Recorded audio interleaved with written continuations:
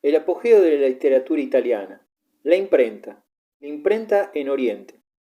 Partiendo de la elaboración del fieltro, inventado por los chinos en los alrededores del año 105, tuvieron estos la idea de convertir restos de tejido en pasta, colocar esta en un molde y secarla, obteniendo así el papel. El secreto de la fabricación del papel se mantuvo durante unos 5 o 6 siglos, pero por mediación de los árabes llegó a España, donde se estableció la primera fábrica europea de papel en Játiva, Valencia. En 1190 había de funcionar en la actual comarca de Hérault el primer molino de papel francés, más ligero, más manejable y menos caro que el pergamino. El papel debía forzosamente imponerse. Otro invento aseguró su rápida difusión, la imprenta. Antes de la imprenta existía la xilografía, también invento de los chinos. Grababan el texto o dibujo en una tabla de madera perfectamente plana, la embadurnaban luego de tinta y finalmente la aplicaban sobre una hoja de papel. La xilografía fue introducida en Europa por los turcos. Sirvió en especial para la difusión de imágenes de botas, naipes y estampas. La tipografía señaló un progreso importante sobre la xilografía, puesto que permitió formar un texto alineando letras separadas o caracteres móviles. Dícese que los inventó hacia el siglo XI un herrero chino que fabricaba sus caracteres con arcilla y goma líquida que endurecía al fuego, pero fue en Corea donde la técnica de la tipografía adquirió un desarrollo excepcional a partir del siglo XIII. Para gobernar, declara un decreto de Itai Chong, rey de Corea, promulgado en 1403, hay que propagar el conocimiento de las leyes y de los libros, de modo que llenen la razón y enderecen el corazón de los hombres. Así se conseguirá orden y paz. Nuestro país está situado a oriente, más allá del mar, y por ello los libros de China son raros. Las planchas grabadas se gastan con facilidad y además es difícil grabar todos los libros del universo.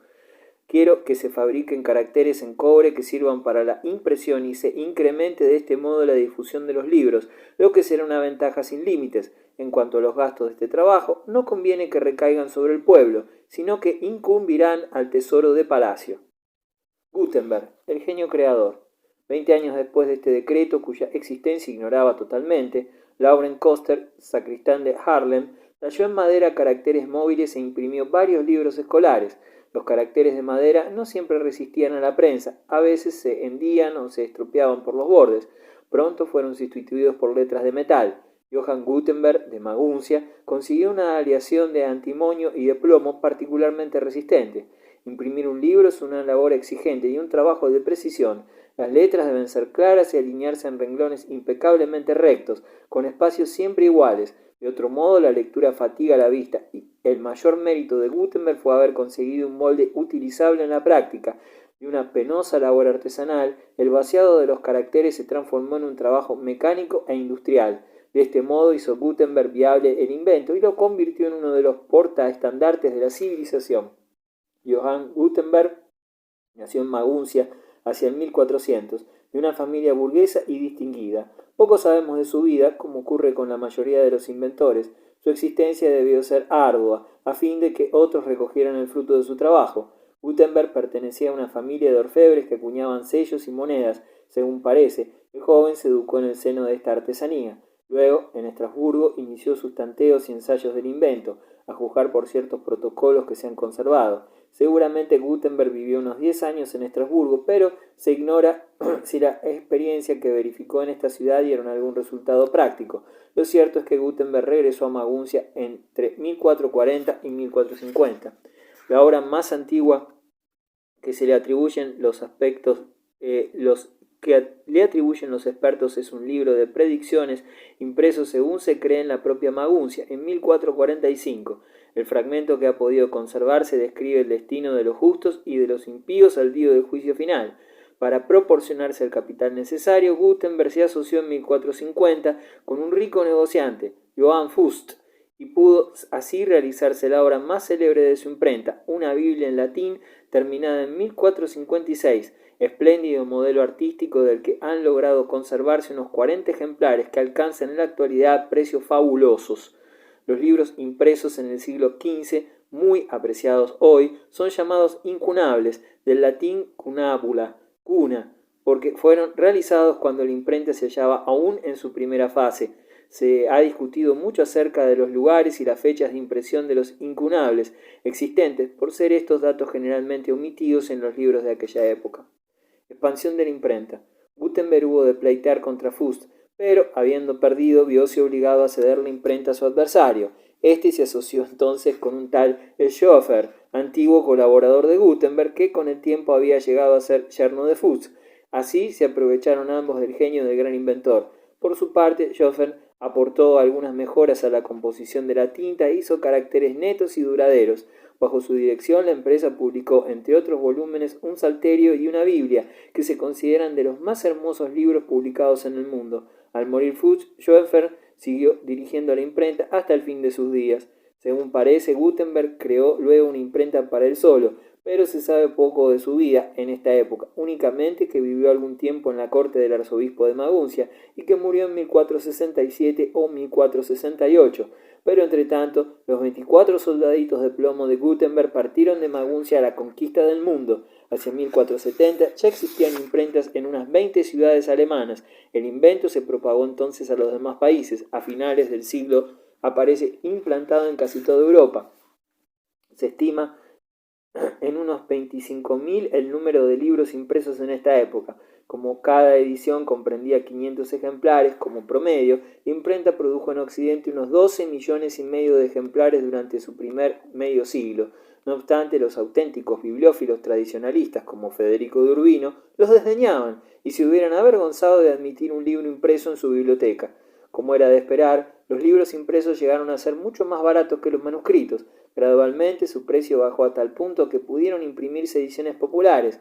Las ideas no quedaron ya sepultadas en bibliotecas integradas por manuscritos raros y costosos, sino que circularon por miles de ejemplares. Los cristianos no se limitaron a conocer la Biblia mediante los sermones de su párroco o contemplando las vidrieras de su iglesia, sino que podían leerla en su texto íntegro, y quienes sentían la vocación de cambiar la faz espiritual del mundo sabían qué instrumento debían utilizar para propagar sus doctrinas. Reacción antigótica en Italia. El Renacimiento según Burckhardt. Mientras que a principios del siglo XIV España, Francia, Inglaterra, los Países Bajos y Alemania permanecían medievales en pensamiento, arte y literatura, Italia ya había entrado en el movimiento renacentista. Michelet ha dicho del Renacimiento que fue la época en que el hombre descubrió el mundo y también a sí mismo. El historiador suizo Jacob Burckhardt lo considera como la época en que el hombre se despoja de sus prejuicios medievales.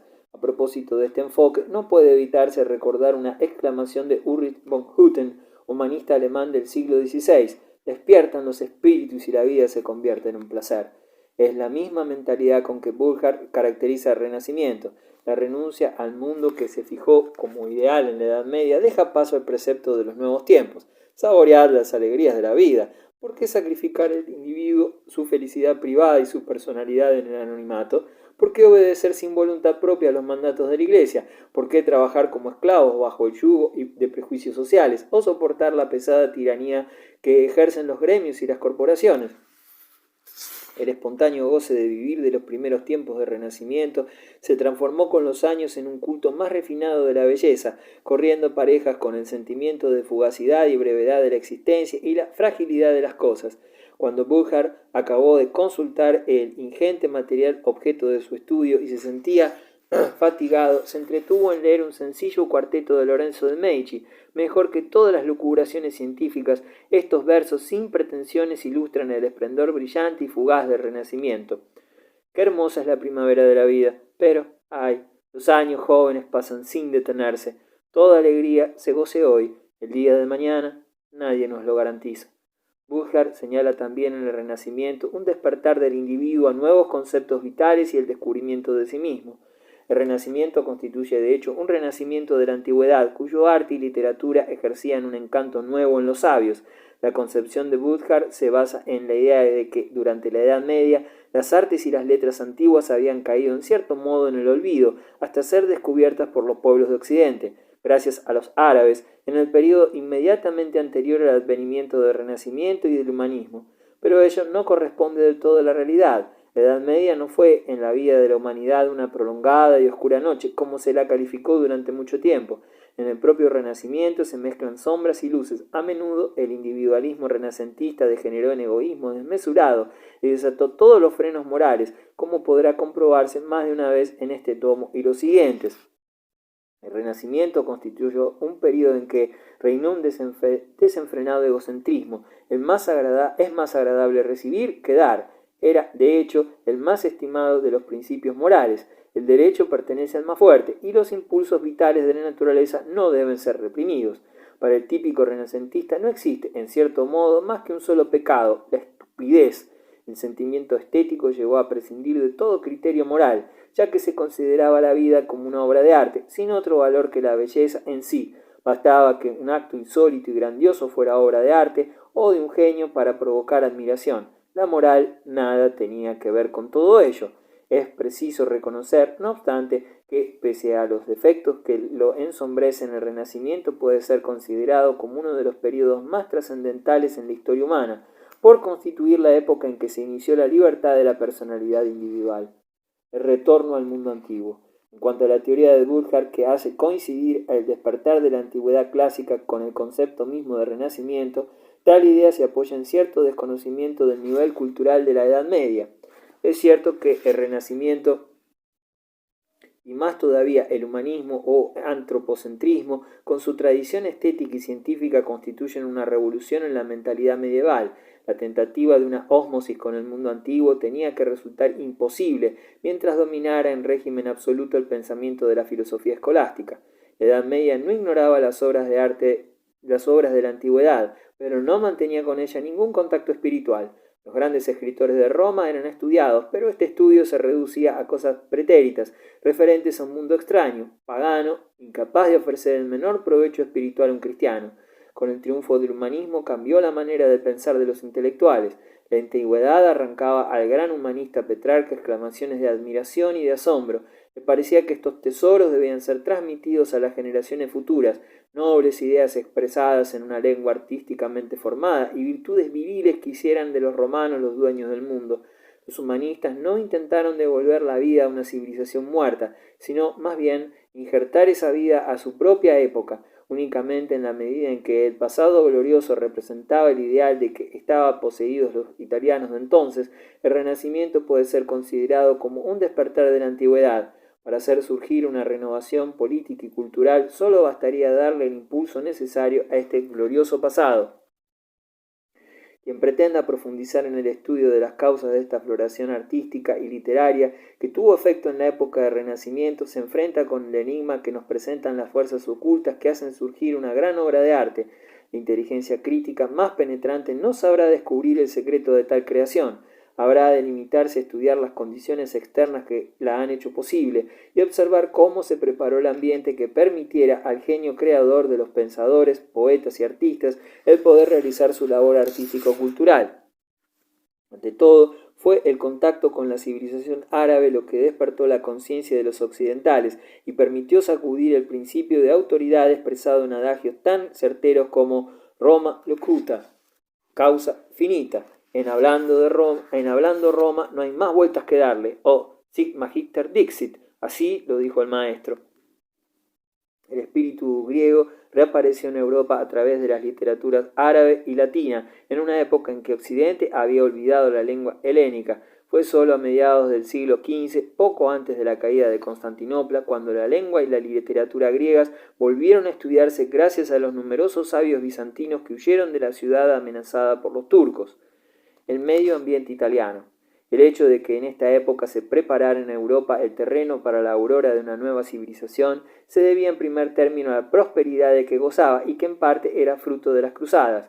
Desde entonces el Mediterráneo se había abierto de nuevo a la navegación. El comercio había dado origen a ricas ciudades dominadas por una burguesía amante del lujo y había aparecido un patriotismo local, en virtud del cual cada ciudad se esforzaba en superar a las otras, fueran o no vecinas, por la belleza de sus edificios públicos y privados. Cierto número de burgueses empezó a dedicar una parte de sus riquezas a las bellas artes, implementándose así poco a poco el mecenazgo.